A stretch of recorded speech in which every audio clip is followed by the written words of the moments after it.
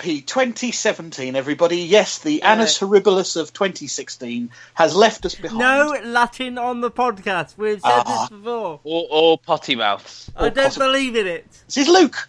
Hurrah! And the other voice that you can hear is Matt in the northern area. Hello to you both and Happy New Year. Happy New Year. Are we enjoying 2017, 3 days in? Oh, well, I've cut my finger today, so... Ooh, what on? What did you cut it on? Bread knife. Ooh. Ironically, I've lost my bread knife and I can't find it. Matt's got it. Matt's got it. You've obviously watered it and taped it and all that and plastered. I haven't taped it. I'm at the moment just got a kitchen towel around it. I'm going to go and buy a plaster after we've done this. I haven't got any plasters in the house. No, I don't think I have either, actually. What's in your first aid tin? I've got a first aid tin. Come on, Matt. When you live on your own, things like that and spare light bulbs. I'm always running out of light bulbs. I mean, I don't think I've got any spare. I've got spare batteries, but yeah. Oh my god! Ask me again whether I'm enjoying 2017 or not. Luke. Hey everybody, here's our star. Gary. I'd never heard of him before today. And Matt. He's a professional. Talking Telly. Try it, just for 1 week. Just try the program for 1 week. This is the Custard TV Podcast. No, I got a cold for Christmas. That was my main present. So I'm not loving 2017. Can you return it? No? I'm going to give it to somebody else. Yeah, regift your cold. Yeah. What was your best Christmas present, Matt? I didn't really get much, really. Luke got me an Luke got me an Amazon voucher. There you go. That was my favourite present. And what did you? It was very unexpected. So thank you, Luke. So was mine. I spent mine on. I bought a new plate, cup, and bowl set.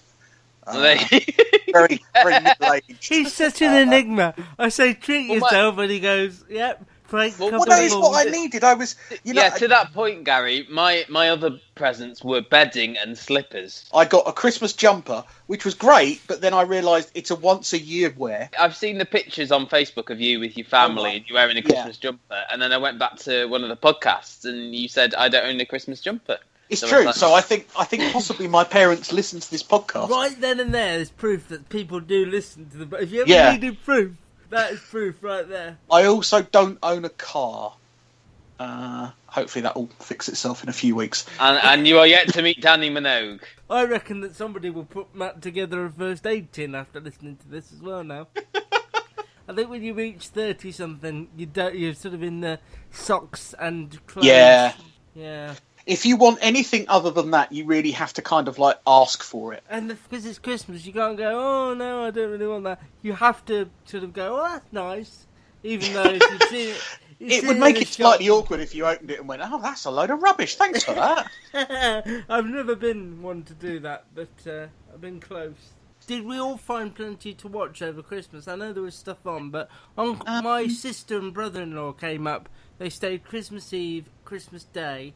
And it's always been my job, even before I did the website, to find something for us to watch on the telly or on DVD. And I must say, Christmas Eve and Christmas Day was slim pickings, in my opinion, in this house. ITV basically bought the Harry Potter box set, didn't they? After Christmas. Just stuck one of them on. They didn't really try after Christmas. There was nothing really there, was there, on ITV? There was, I think, as you said, there was good stuff, but it was quite spaced out. There were nights when there was like one good show on and then nothing else, They didn't. Plus, as well, this is the first year I remember. I mean, obviously, one of the things that I thought was very weird was that everybody seemed to have a Christmas special. Even Citizen Khan. Oh no, they've had ones before. No, they've had ones. How does a program about a Muslim organisation have a Christmas? Don't make me edit stuff, Gary. No, but seriously, I'm asking the question. The whole point of the show is it's set in a mosque around Muslims. Gary, are you really asking us about the finer workings of the plot of Citizen Khan? Like we know this. No, but it's just involved in it. Don't care. It just seemed a bit strange to me. That was. There were lots of good Christmas. I was forced, though, because over like Christmas and New Year, you're forced to watch things with your family that you would go, "No, this is rubbish." Yeah. I was forced to watch an episode of Still Open All Hours on New Year's Eve. Oh, Matt! Hey, I know. Did you cut yourself or did you self-harm? That's what led to the cutting. He bought the bread knife the next morning. I know, there's so many people who you think, what are you doing in this programme? Did the people in your house like that, or was it just... Yeah, there was there was genuine laughter. See, I wondered earlier on why you moved out, but it's coming more and more. Let's go for the big New Year's Day show of the return of Sherlock.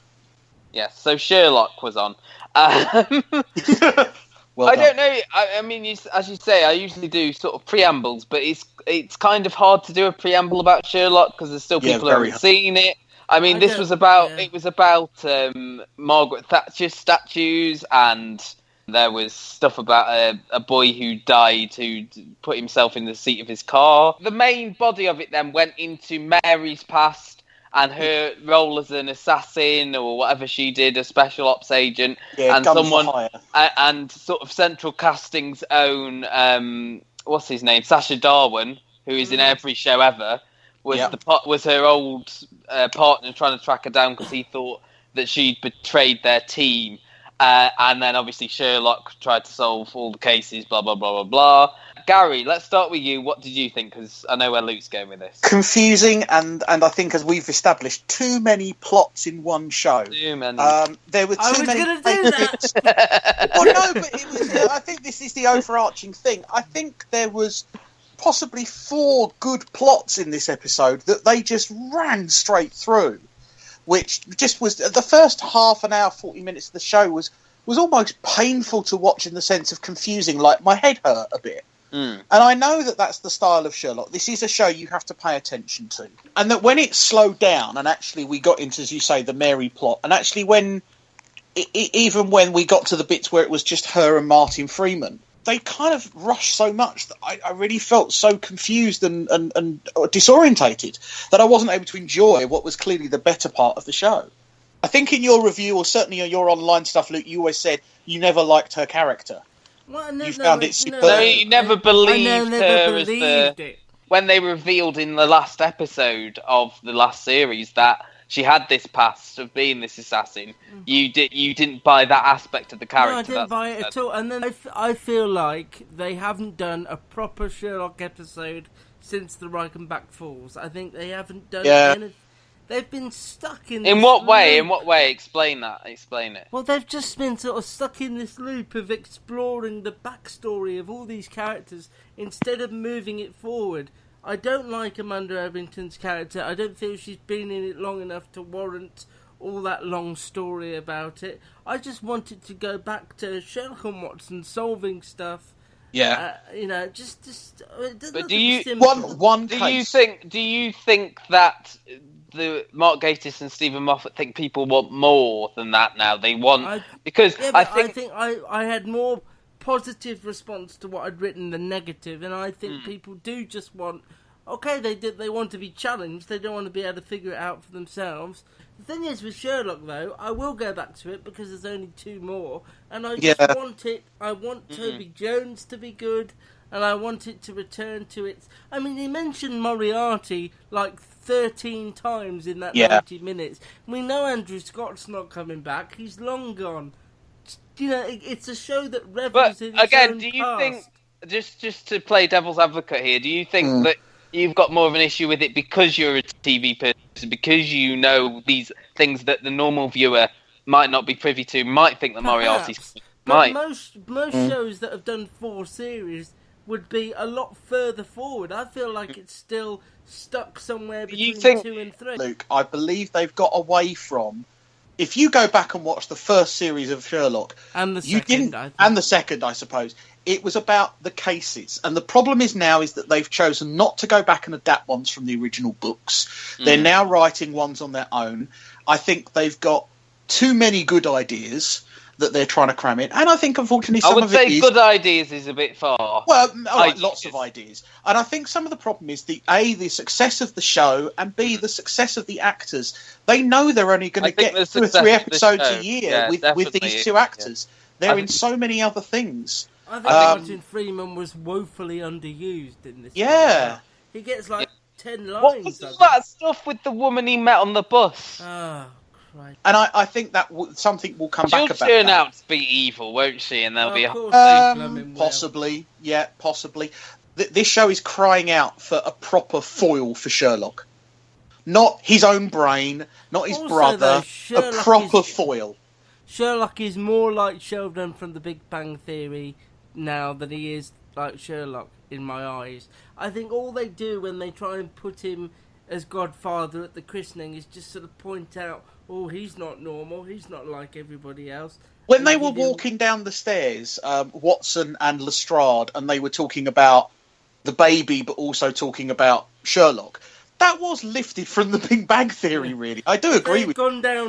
If they'd gone down a couple more staircases, they may have ended up at the apartment block. All I was waiting for at the end was the bazinga, you know. And what happened to Rupert Graves' voice? It was very odd in this episode. It was very gravelly. We might be picking for picking's sake. Well, yeah. I think, as you say, there are 2 episodes left, so it has a chance to redeem itself. And we know that you've got quality writers, B, you've got quality actors, and C, this is a very, very rich area for crime drama. This kind of savant type character. But I would agree with you, as you sort of both alluded to, almost become a parody of itself at this point. The first 2 series, as you say, they were adapting the books. It got successful. People bought into, as you were talking about to Emma on that podcast, Luke, about the bromance, and that's what they then capitalised on in the last series, what with the wedding and everything, and the relationship between John and Mary, and now in this episode as well, it was mainly about relationships.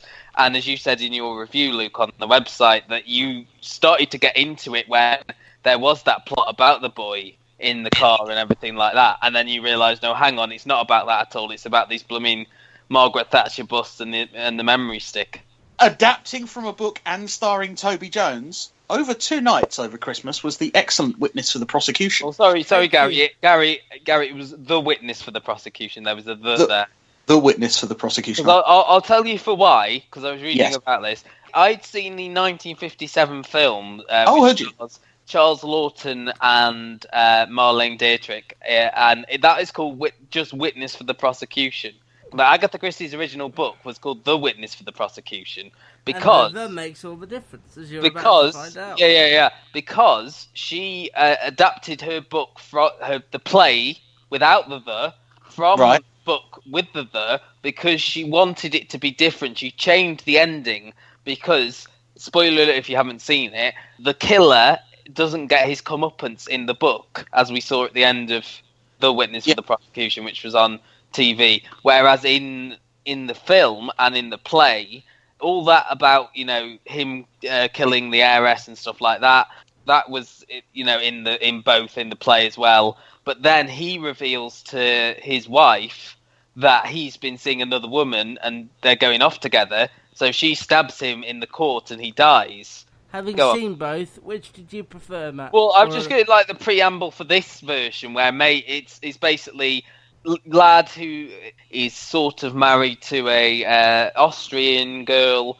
who is like works as a showgirl and becomes like this sort of almost sex slave for this heiress played by Kim Cattrall, who sort of treats him almost like a pet. She's found dead. He's accused of killing her by her sort of very obsessed maid. Toby Jones plays, I think it's John Mayhew, wasn't it? Yeah, he was like the public defendant. He was a public defendant in this version whose son died and he has got a very strange relationship with his wife. He sort of believes in the character. I can't remember the name of the character who's... me neither. Billy Howell was the actor who's playing him. Leonard Vole, that's it. And he agrees to defend him, believing that he's not committed the crime and wants to use the wife as a defence witness, but then it turns out she is the witness for the prosecution. Ooh, I didn't see that coming. I don't know if I liked the Mayhew character getting as much sort of plot as he did. I love Toby Jones, and it was a very Toby Jones role, if that makes sense, in this sort of sad sack loser. I mean, he was very good. I thought you talk about somebody you hate. And Andrew Ryder, I thought was very good as well, but I don't know. It wasn't as up there with and there were none, which I thought was superior. I didn't like how it looked like there was butter on the screen all the time. It just as well. I think it had about 5 endings. I think that was the problem I had with it. It ended and then it ended and then it ended and then. So I enjoyed it for the most part. I don't think it wanted 2 episodes. I think they could have done it in 90 minutes. 90 minutes. Possibly, yeah, I tend to agree with that. I think the only thing I would say is that Toby Jones' character is the star of this, but it's almost all about him. I think, as Matt said, that the whole central point of it is what happens to him and his character. I thought the performances were good.